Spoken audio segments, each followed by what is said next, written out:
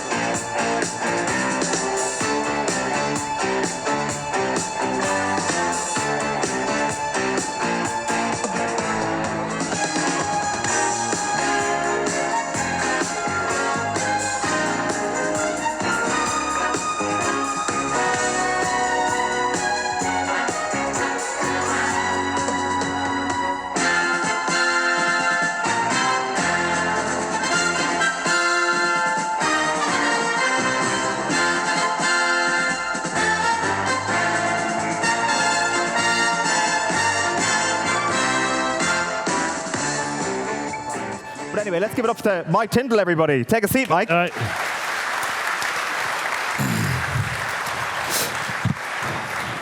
So, we were thinking about yourself and Brian and how much you've actually crossed over down through the years, because you're basically the same age, born within 3 or 4 months of one another. I assumed it was the Six Nations in 2000, but it actually goes back to way before then. There's a schools game, I think, in 1997. 1997. Was that here as well? Yeah, it was in Lansdowne Road. It was, yeah. There was a streaker, wasn't there? There was about 20 streakers. Yeah. Welcome to international rugby. It was a great game. Obviously, the only fact we can remember is the streakers, but we can only remember the Dave Flatman, who these streakers just kept coming on, and as a prop, it was interrupting his scrummaging, so he decided to take it into his own hand, and this poor streaker didn't see anything coming. I mean, he's a big dude, but he didn't even see him coming, and he just buried him. And I think that was the last streaker that came on. Yeah, it was very awkward. He finished with his head between his crotch. I'm not entirely sure why. But Did you start, or were we on the bench for that? I started that one. Yes, because there's about 10 or 12 of that team that have gone on to having great club careers, and some of them good internationals Yeah, actually, as well. when was that? Because I might not have started. Because Tom May was ahead of me to start off with in that Six Nations. Then his mum sent him off to an A-level study program. Obviously, my mum knew I was fucked, so she didn't send me to. She was not worried about that. And then he left for 2 games, and he didn't get back in. And then he was on the bench, but I can't remember when that game was, because we played Wales last game, so I don't know when we played you. So I think I started, but I'm not entirely sure. I think you were riding the pine, all right. I was playing against this skinny kid that I didn't really like, but. It was an incredible England generation, to be fair. Obviously, yourself, Alex Sanderson, Andrew Sheridan, David Flatman, as you've mentioned, Ian Balshaw was on it, Johnny Wilkinson and Steve Borthwick also in that under-18s era. Did you know you were onto something special at that time? I don't know. We went to, after the 5 Nations as it was then, we went to Australia and we played 10 games in Australia. We scored a bucket load of points. We put 45 on Australia, and I think at that point we all came back, and a majority of that team got signed in.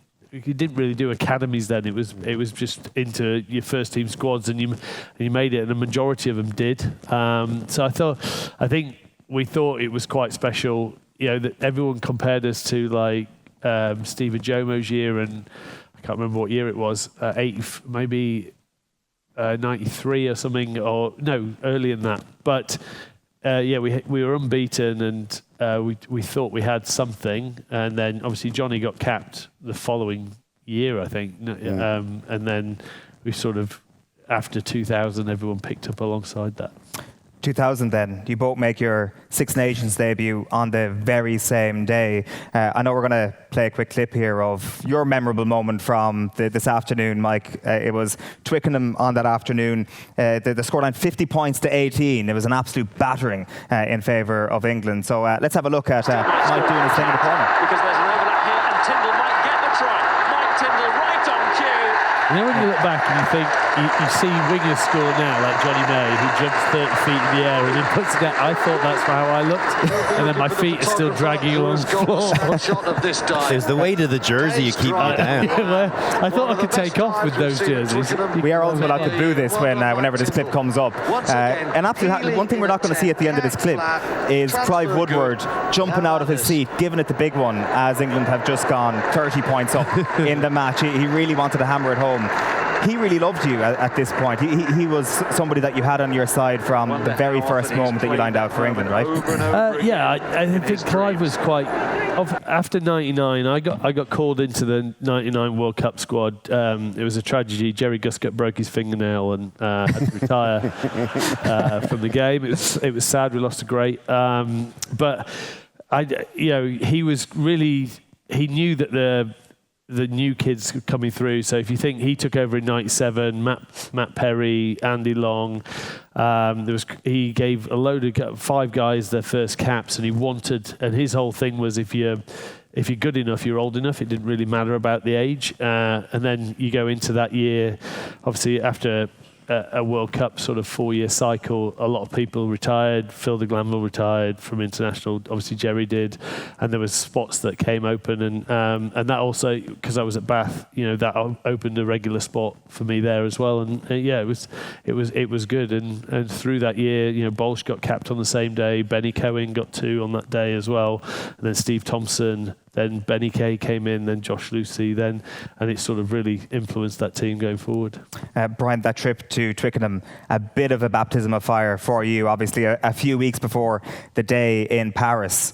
Was there any sense that might actually be coming after that afternoon in England? Was it pretty grim after that? I think it's only when you kind of look back and reflect and you realise how far behind other sides we were from a professionalism point of view. We didn't have any defensive coach even back in those days. Think about that now, about how much focus is put into systems and individual responsibility. It was like, go on out there and do your best, lads. And we didn't do great, in truth. 50 points will tell you the story that needs to be told. So only when, I think it was Mike Ford was our first defensive coach, came in the next year, did we realise how we were lambs to the slaughter against any organised team. And that England team were obviously a coming side. They'd taken a lot of stick in '99 of not managing to get further than the quarterfinals, and they were sticking with Clive, and then you could just sense that there was something building. So, it was a difficult one. That one retired a few people before they probably thought their time was up. But bad defeats do that sometimes, and it wasn't the best of Six Nations debuts from my point of view anyway. It's that era as well when there would have been a social occasion after the match as well, right? Oh yeah, gave it a good go. Yeah. I actually remember it was our problem. It was a very the reason I know this was because I ended up going out with Johnny Wilkinson. I think it's the only time I've ever had a drink with him. Yeah, no. Right.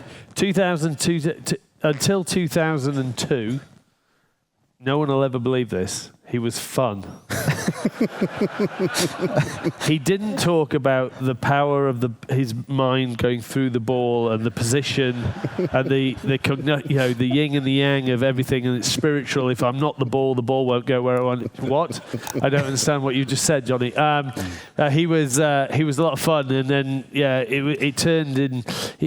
There's always a thing I remember him saying. He went to the cinema once. It was after he'd done the advert with Beckham and everything like that, and everyone sort of knew who he was and wanted to talk to him, and he turned around and he went out the cinema, and he basically never socialised ever again. It's quite sad because on that Australia tour, he's a deviant, I'm telling you. But he's actually a really good lad, right? He is. As much he is. Like I go and I work with him on ITV every year, and like you have a real laugh with him. And then he at the end of filming whatever 4 or 5 games together, and he'll go, let's catch up again. I'll go, yeah, sure. I did drop him an email for the first few years of him saying that. Never reply. So now I just wait for it. So let's catch up. If it makes you feel better, I would have classed myself as quite a close friend of his, and I'd send him a message going, "Oh, Johnny, I'm in London. I know that you're here. any times we catch up today, he'll send me a message back 6 months later going, no, I'm not in London today. That sounds like my dad. And I'm like, well, of course I'm not. It was 6 months ago, idiot. Was there something that changed for him that you noticed in that 2002-2003 period? Like there might have been a couple of tough moments. He had a couple of tough moments in the World Cup, to be fair, as well in 2003. But was there something where he went from social character to who he became? Obviously, he never liked the limelight, and obviously what he's talked about afterwards is interesting. I don't fully buy into all of it. I think a lot of it, but because I spent a lot of time with Johnny through that period. I was sort of his kicking partner. I mean, it was until I got bored because he would do 3 hours after every session, and I was just like, Jesus Christ. And the worst thing was he had like a routine of 50 kicks, and if he got any kick that he didn't like, he started back over. And it was just like, yeah, I'm fucking out. I'm sorry. I love you. I just won't be that good. And I think I got to 2003, and I think after Clive's experience in '99, he put a lot of pressure on Johnny to just take points whenever, make sure the scoreboard was constantly ticking over. So he hit more and more drop goals. A lot of people say he didn't play any rugby in that World Cup, considering the rugby we played sort of through that 3-year period, and possibly the Grand Slam game. I don't want to bring it up, but when we won the Grand Slam in Ireland, And I think he really wore that pressure. I always, one thing that hit home was we were playing Samoa and we had a 5-man overlap and he hit a drop goal from scrum half. And I was like, okay, something's going on here. And I think Clive just lent into him and that pressure really sort of got on top of him. But when you need him, he still hit the one that mattered. It does feel like Clive put a lot of pressure on you guys as a team as well. Like when you talk about that Grand Slam game in 2003, he said before the game, whoever wins this game is going to have a real chance of winning the World Cup. He almost made it high stakes, more high stakes. But he also said there's nowhere to go. That was because you'd lost the Grand Slam and the 3 previous years. All right. No, that's the second time you've told me that. but I remember because Martin Johnson had said it, that he said that Clive's last words were, if you don't win today, there's nowhere to go. Yeah. We can't go home, so get it done. Unfortunately, we did. But I think Clive was interesting like that. He did he threw complete hand grenades out left, right, and centre. But if you did it as a player, you were gone. You would or as a coach, you were gone. But he did it left, right, and centre and thought it was fine. But I think that the one thing I would always credit Clive for is he had a senior player group that was world class. Really, if you look at that team, and if they said something he was doing was bullshit, he would back straight off, but he would. I still think he was amazing at going to other sports, looking at and trying to get sort of. He calls himself Mr. 1%er. I'll save you 15 grand. That's what he tells you about himself if you want to hire him as a speaker. He'll credit himself for the tight shirts. That was actually Jason Robinson. I mean, he'll tell you a load of bullshit, but he did push the limits on everything, and then challenge the lads. But he knew where to balance that relationship. Sometimes he got it wrong. I mean, when we went on strike before the Argentina game, and it was his idea, and then we came in and went, "Oh, we've gone on strike," and he went, "Oh, I can't believe you've done this to me." It was your idea. No, it wasn't. But it worked, and it worked only because of him being like he was, the senior players that we had, and then the young guys that were coming through. So, because I had seen him say that a few years later, that the strikes were his idea. I had thought he had changed his tune on the strikes question, but actually that was always a story. Yeah. So because what we were going to do is we were going to turn our shirts inside out and just piss off all the commercial partners, and he went, "Don't do that. Go back in the meeting with Francis Barron, CEO of the RFU, and don't come out until you get what you want." So 8 of the senior players went in. They were in there for 9 hours or something. It was ridiculous, and came out. And then we had a meeting at 8, and Jono said, "Look, we're pulling our work rights because we didn't get where we wanted to go." And he went absolutely ballistic. I went, "Can't believe you're doing this to me. I've had you back all this time." And Jono's like, "No, it was your idea." He went, "No, it wasn't." The stingy bastards wouldn't give you 20 grand a game. Literally, if you look at what it was all just principle stuff. But they backed down within 2 days. But it was an interesting time for sure. When you retired, Clive Woodward's column, I think in the Mail, he said, Mike was as good as any centre in the world, right up there with Brian O'Driscoll. Take a look at the recording of England's 2003 Grand Slam decider against Ireland at Lansdowne Road and watch their battle carefully. I think he's suggesting that you might have got the better of Brian on that particular afternoon. Well, I'm pretty sure he panned me numerous times. I always think it's interesting because I always say when I played against Dricko, as 13s, it's very rare you go toe-to-toe with a drift defence as it was back in the day. A lot of the time, it was Will's problem, or what Dricko's brilliance was stepping back inside, finding a weakness, and then he'd take on someone else. So, I think that day the only thing we got right was we picked Magsy apart, probably on that short line.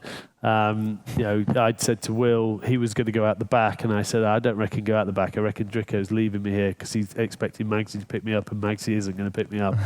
And it worked like a charm. It was just one of those days where something goes exactly how you want it to go, and thank God we won. We finally won. We finally won something, and it did sort of tears off. Then with that summer and winning both of those games down there, it sort of really teases up for that run into the World Cup. I mean, whenever you talk about this game, you have to ask the English person in the room, the English player in the room, where along the carpet were you? What was your view of the incident? And were you aware of it at all? So I didn't really at the start of that 03. I did not pick up what was going on at all. I genuinely believe this. No one ever believes us when we say it. We for some reason, you warmed up on the left, so we warmed up on the right, and we just went out to the sides that we warmed up on. And then, obviously, Jono was aware of what's going, and he just went, and he obviously, with the disappointments of the 3 Grand Slams we'd lost in the past, he was like, right, this is where we're actually going to fire him right up. It was he definitely knew what he was doing. I had not a fucking clue what was going on. I was 21 years old going, doo. And then it wasn't until I watched it after that I even realised that you'd had to come all the way down the carpet, and she wasn't on the carpet. And I think in another time we might have done things differently, but. It worked, didn't it, at the end of the day? Or I don't know whether it worked. It's kind of irrelevant now. Yeah. Because so much more would have been said about it that you'd riled us if we had managed to respond. But to be honest with you, we were so much better team than us that year. We managed to hang in for the first half. We just got blown away in the second half, and it just showed the gulf between the two sides. You went on to win the World Cup, and we were we kind of thought we had a great chance to get to a World Cup semi-final, but we were wrong again. I do wonder, actually, what was your view of the tournament after you get knocked out, Brian? Did you follow the semi-finals, finals? Did you completely switch off? Semi-finals, I'm a big rugby fan, and then so before the show, Eoin made some reference to Tindall's big tackle on George Gregan, and I was like, I've actually never seen that final. I've never watched that game. I was on the piss the night before, and I slept, and genuinely I slept over in Galway, and I slept it out. I meant to, and I just missed it, and I turned it on with 2 or 3 minutes to go for the exciting part. So I actually only saw that tackle for the first time just there as the credits rolled. Guaranteed red card now. So good shot. Yeah. So anyone who knows Joe Gregan, good shot. We can play it again here, and I think the key thing when we look at the tackle is that Neil Back comes in to actually finish off the job here at a certain stage. It's actually his fault because, or maybe so, in my head, I was going to put him down, and all I could hear was Backy going, fucking kill him. And I was like, if Backy tells you to kill him, I'm going to do it, or he'll kill me. If ever there was someone to do it to, Gregan's the guy to get it done to them. In all fairness. I mean, anyone who can touch the... I'm not going to go down that way. Yeah. A great shot. That was a really interesting campaign from your standpoint, Mike, because you're starting alongside, well, not always alongside Will Greenwood, to be fair, because he's got to come home for a little while in that tournament, but you're starting in the team all the way along until the semi-final, at which point you're replaced by Mike Catt in the midfield, and he plays alongside Greenwood. How does that conversation go, where the biggest day of your career at that point is taken from you? So we played Wales in the quarterfinal, and at half time we were losing, which was quite rare at that point against Wales. They were shit. But in that tournament, they'd actually really found a groove. The week before, they'd pushed New Zealand right to the limit to a point where we thought we might actually be playing New Zealand in that quarterfinal. Thank God we didn't, because we would have definitely lost how we played. We probably overtrained that week and we were tired. And anyway, Dan Luger got sort of pulled off at half time, and they were putting so much pressure on Johnny. They put Catty on just to give another kicking option, and Catty played out of his skin, to be fair. And we sort of just started getting territory and possession back, and then Johnny was knocking over kicks, and then Jason Robinson does what Jason Robinson does. And afterwards, I was like, I sort of thought that there's a good chance Catty will start. He's played that well. I'd say that I was playing better than Will. Will might say he was playing better than me. On the Monday, I walked past Clive Woodward's room and saw Will getting out of the shower, and I knew I was probably in trouble, if I was honest. So anyway, and Clive wasn't very good at like having those hard conversations with you. His history is normally through voicemail or email, but obviously in the World Cup you don't really have that luxury. And so he sat me down and he said that he was going to pick Catty with Will. I can't say that I wasn't disappointed, but the silver lining was that I ended up going out and I went for a beer with Martin Corrie, and Austin Healey was flown over for. This is quite a good story because I know everyone hates Austin Healey, so so Austin, after the game against Wales, Dawson and Kieran Bracken were both a bit sore, and they got their heads together and went, I reckon if we tell Clive that we might not be fit next week, he'll fly Austin out. So they basically both went. Dawson went, oh, my back, my calf's gone, and Kieran went, oh, my back's gone. So immediately Clive, he'll say he calls it teacup, thinking correctly under pressure. He panics like fuck, basically. And so they told him on the Sunday night. Anyway, he rings Austin. He's like, Austin, you've got a flight tomorrow, Monday morning. You need to be out here. Both the boys aren't looking good. They might not make it. You need to be on this flight, thinking you're going to play in a World Cup semi-final. So anyway, Austin's like, yes, this is my time. I'm the best rugby player of a generation. Now they're going to see it. So anyway, as he gets on the flight, taking off from Heathrow, obviously the boys are keeping an eye on the flight, wheels up. They're like, Clive, we're fine. So going back to how Clive generally likes to drop people. So whilst Austin's on the flight thinking, this is my moment, Clive's left him a voice note for when he lands saying, oh, Austin, the boys are fine. You've got a flight back Thursday. And I've spoke to the Leicester coaching staff and they'd like you to play at Rotherham on Sunday. And so he lands on the Wednesday to this message, obviously. And then World Cup rules, they've got weird rules. So if you're not officially part of the squad, you're not allowed to stay within a 1.5 mile radius of the hotel. So he's literally on a hotel by himself. And me and Cozza took pity and decided to go and meet him for a beer. But it turns out that when I was in the Sydney Wharf bar, I tell this a lot, that's where I met Zara for the first time. Oh. So it was the best fucking decision of Clive Woodward's life. And that's why you now call him Sir Clive Woodward. It's amazing because there was obviously a lot of respect, even from Ireland towards this England team in the immediate aftermath. I mean, 2004, Six Nations. Eddie O'Sullivan had the great idea that this England team should be honoured. There should be, a guard of honour from your standpoint for this great England team. That was the conversation that we... No. Yeah, I remember. And I was... Sure, that went down. I was captain. That was the first time I'd officially been made... I'd been an interim captain for Keith Wood when he'd been injured before that, but he'd retired after the World Cup. So this is like... my first decision, to put to the lads, I was like, I don't think I can even ask them. I don't think I can ask them. I think I need to make an executive decision myself here. I was like, that's not going to fly. It's just not. So it's the worst idea I've ever heard. Respect. The game's about respect. Yeah, but you can do that after. Yeah. Anyway, it got shot down very, very quickly, and it never saw the light of day. Thanks be to God. Imagine. I would have loved. We'd have gotten at home. Oh, we'd all been I would have loved that. Do you imagine how long it would have taken me to walk out on the field?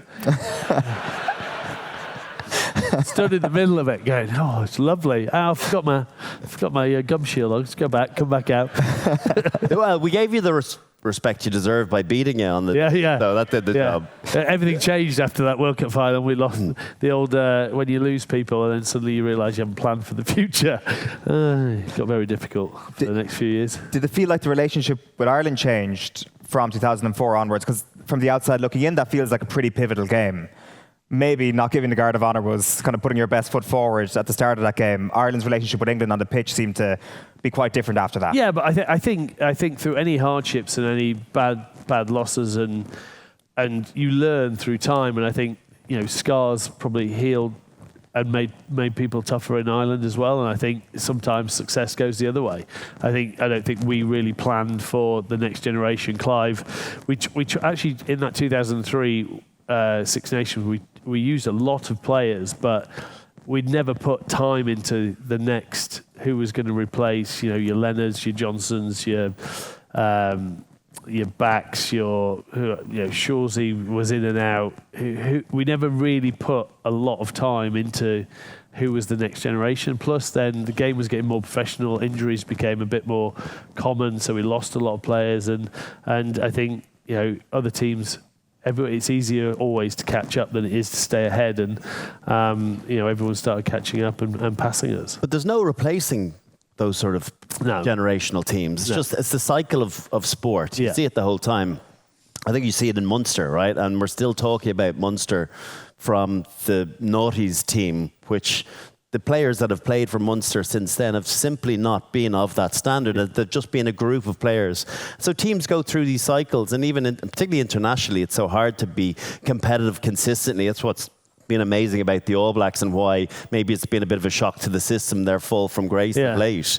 But my point is, it's like you can't future plan when you've got such quality. And you think about the best players that have played for England in the last 50 years, so many of them will be from that World Cup team. Yeah, I think so. And I think you look at now, you look at the South Africa team, whatever it is, 2018, they were battling to win a game, whatever, and then suddenly they're, not 2018, but before that, 2016, and now they're unbelievable, and they're just producing players left, right, and centre. And I think England are, for this Six Nations, I think they've slowly turned the corner in terms of talent and the sort of, and success drives more success. Someone who's better in your position drives someone else to work that little bit harder. And I know we had that in that early 2000s, and then maybe we just didn't have it through. We got to the final in 2007, but I think there was more.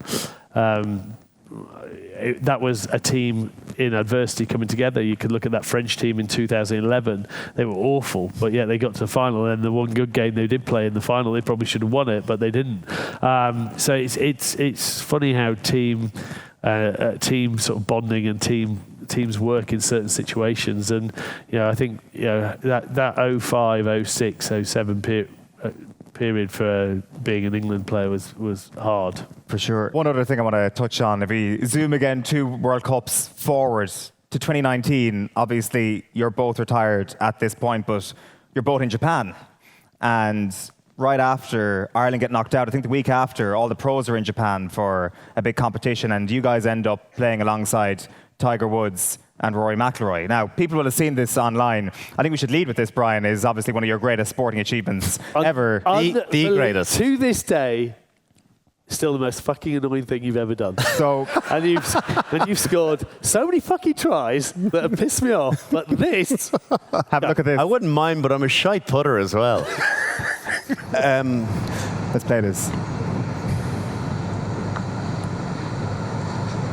Par That's Partner. another great roll. Do that. How about that? Wow. These guys can play.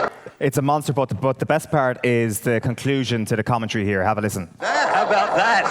Wow. These guys can play. Mike Tindall.